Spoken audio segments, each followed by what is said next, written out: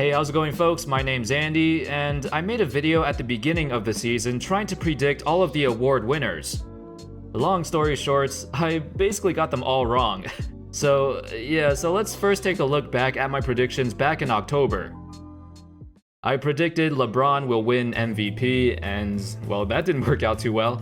I thought Coach of the Year would be Brad Stevens because, it only made sense after the Celtics' incredible playoff run last year. I thought they'd win like 60 to 65 games, and many others thought the same thing. But obviously that didn't happen. They're still a great team, but of course Stevens is not going to win Coach of the Year.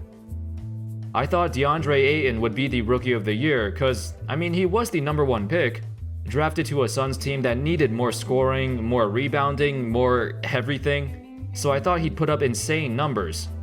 He's averaging like 16 and 10, which is amazing for a rookie, but he most likely will not win it.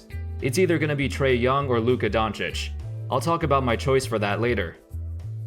Defensive Player of the Year, I said it would be Rudy Gobert, and I think this is my only prediction that could actually happen. He has a legit chance to win it, although he did win it last year. Gobert's having a career season now, averaging a career high 15 points a game, a career high in rebounds, assists. He's leading the league in field goal percentage, which doesn't really have anything to do with defense actually, but my point is, he's had a career season, yet he's still going under the radar. After a slow start, the Jazz have been phenomenal, and Gobert is a huge part of that success. Anyway, my prediction for Most Improved Player was Myles Turner. Yeah, he's leading the league in blocks with almost 3 per game, but his numbers across the board did not make a huge jump compared to last season. That's usually what the Most Improved Player award looks at. Which player made the biggest statistical jump? Myles definitely improved, but not to the point where he's gonna win it. My prediction for 6th Man of the Year was Dennis Schroeder. He's putting up 15, 4, and 3 off the bench, not great efficiency though, and this year there's a ton of great bench players. As for the All-NBA or All-Defensive teams, I'll cover my old predictions at the end of the video as well as my new ones. And there's definitely going to be some changes to that too. Anyway, now with that out of the way, here are my 2018-19 end of season award predictions. Hopefully, since most of the season is now over, these predictions will be more accurate than my predictions at the start of the season. First off, MVP Yanis Antetokounmpo. The MVP race has been a pretty fierce discussion. Throughout the season, it was mainly between Yanis and James Harden. Kawhi Leonard is kinda in the conversation, but I feel like he missed too many games at this point. He missed over 20 games so far. The Raptors are not too far off from the Bucks in the standings, and as a player, Kawhi is in that conversation. And he would be a strong candidate for MVP if he played more games. Harden's Rockets got off to a slow start, but he catapulted himself into the conversation after a very strong January, where he averaged nearly 44 points a game. For the season, he's averaging 36 points a game, the highest average since Michael Jordan in 1987. And most importantly, he carried his team back into the playoffs, back into a top 4 seed. But with that being said, he did win MVP last year, and very few players ever win back-to-back. Also, with the Rockets finishing at probably like the 3rd or 4th seed in the West, it might not be good enough this year. Nikola Jokic also deserves a shout-out because I feel like even though Denver is 2nd in the West, he hasn't been getting any MVP recognition. I know his points per game isn't through the roof, which a lot of people look at, but the dude is just as important to his team as Harden and Giannis are to theirs. But regardless, this is the year of the Greek Freak. Best team in the East, best record in the league, 27 points, 12 rebounds, 6 assists, over a steal and a block a game, career high in field goal percentage, and overall true shooting percentage. My pick for the award is Yanis. Coach of the Year, Mike Malone. Now, this is a very close race. My original prediction was Brad Stevens, but he's not going to win this year. I chose Mike Malone because the Nuggets are the biggest surprise in the entire league, and this award usually goes to the coach who made the biggest turnaround. It was an even bigger surprise than the Bucks. The Nuggets went from being a 9th seed in the past 2 years to a top 2 team in a hyper-competitive Western Conference. They even held the #1 seed for a couple of months before Golden State caught up. Mike Malone's game plan is quite simple yet so effective, running the offense through Jokic and other players just play off of him, reading and reacting to the defense. In past years, he did not utilize Jokic as much as he should have, but now it's clear that he's not only their best player, but also their best playmaker. Another valid choice is Mike Budenholzer of the Milwaukee Bucks. I don't think it's going to be Budenholzer, mainly because he did win Coach of the Year with the Hawks recently. I know that he basically revamped the Bucks' entire offense and defense, as they now shoot a ton of more threes that Jason Kidd apparently did not want to do.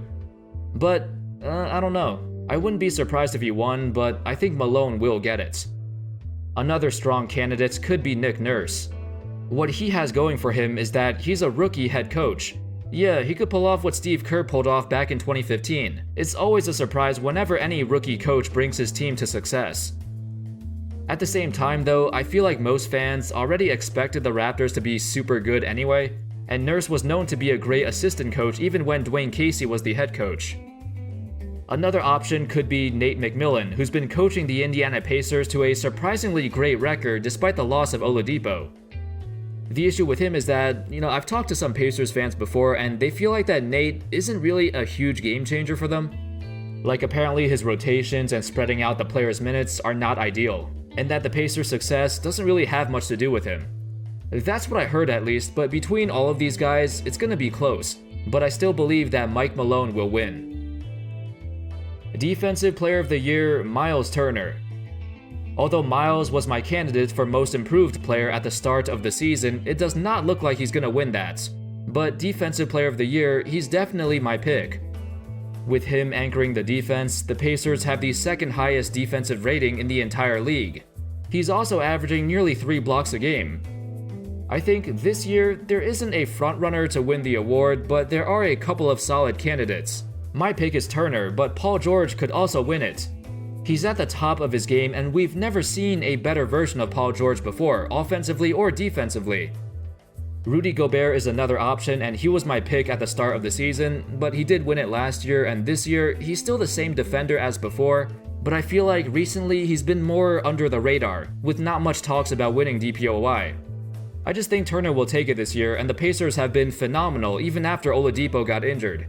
Hopefully he gets more recognition from the voters. Rookie of the Year, Luka Doncic. For me, it was between Luka and Trae Young. Maybe DeAndre Ayton could be in the conversation, but it's really between Luka and Trae. The narratives are all there. They've both been hyped up the entire season. They were traded for each other. It's a great storyline. While Luka got off to a hot start, him and the Mavs slowed down drastically. Midway through the season, the Mavs traded away 5 of their 6 leading scorers. So Luka had to adapt and started to do more on his own, with defenses honing in on him. Volume-wise, his numbers still remained the same, but his efficiency plummeted. As of now, he's averaging about 27 and 6, but his 3-point percent dipped to 34%, the same percentage as Trae, who's putting up 18 and 8. Trae has been doing most of his damage in the second half of the season, the opposite of Luka. But overall, I'd still give Rookie of the Year to Luka. Sixth Man of the Year, it has to be Lou Williams. He's leading the Clippers in scoring while coming off the bench, averaging over 20 points a game. Julius Randle was a great option. He was the frontrunner to win the award near the beginning of the season, but then he got inserted into the starting lineup. Now he no longer qualifies. Domantas Sabonis is another strong candidate, and he's freaking ridiculous. Domas had some crazy scoring outbursts throughout the season, and he's second place in my book. Lou Williams' teammate Montrezl Harrell is another solid pick to win the award, but overall, I think it's going to be Lou again.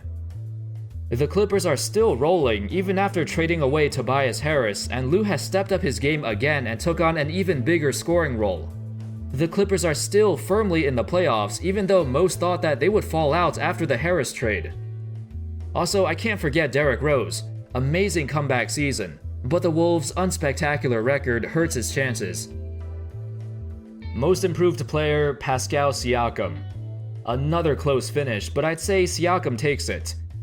There's a couple of other options like Montrezl Harrell, Julius Randle, D'Angelo Russell, Buddy Hield, De'Aaron Fox, Zach LaVine. There's a lot of possible options, and I wouldn't be shocked if one of those guys win it. But the thing is, Siakam looks like a completely different player than before.